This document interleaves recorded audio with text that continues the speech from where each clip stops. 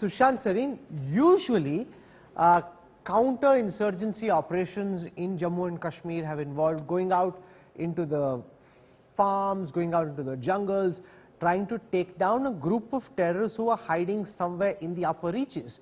What you have now in this hybrid terror is a scenario where some young boy who's probably never been across the LOC, isn't necessarily identified as being a terrorist, isn't in one of our lists, conducts an attack, goes back into his house, making it that much tougher, and unless people locally start speaking out against him, making it that much tougher to identify who he is and prevent these lone wolf attacks that we're seeing against members of the Hindu community. What should we now be doing? So Rahul, yeah, clearly if the things have moved from counter-insurgency to counter-terrorism, then your tactics have to change accordingly. That's a no-brainer.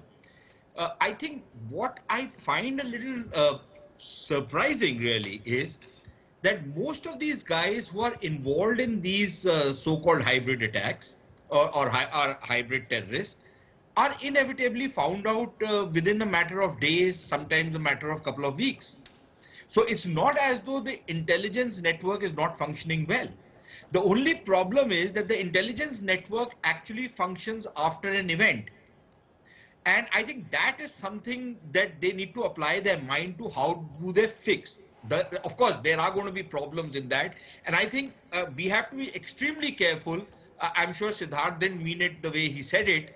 But this is not a lone wolf attack. A lone wolf attack is, say, somebody who's simply not linked with any group, with nothing, maybe just doing something on the internet, suddenly decides that, his father's got a weapon or he gets a weapon from somewhere and he goes and carries out an attack. This is, I'm afraid, not lone wolf. This is an orchestrated, very well planned, executed kind of a design which is at play. And the reason why this is happening, and I think your report put it very succinctly, but I'll just add my 2 bits to it.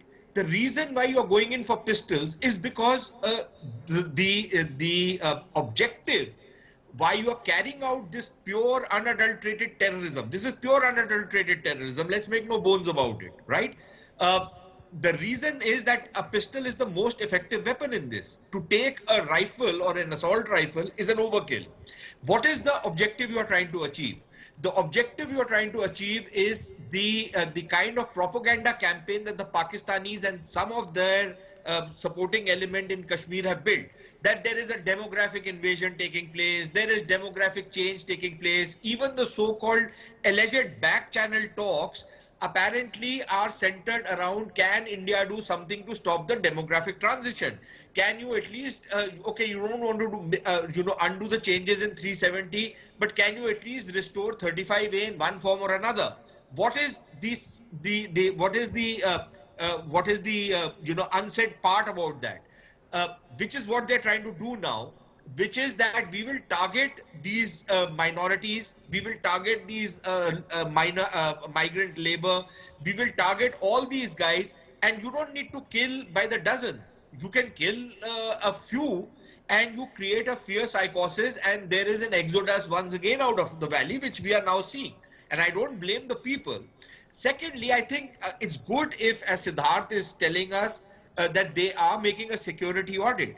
After all, why would you send a bank manager who is in a place in Anantnag into a somewhat isolated area of South Kashmir, a hotbed of terrorism, where you know he becomes a soft target? Why would you send somebody like him out there?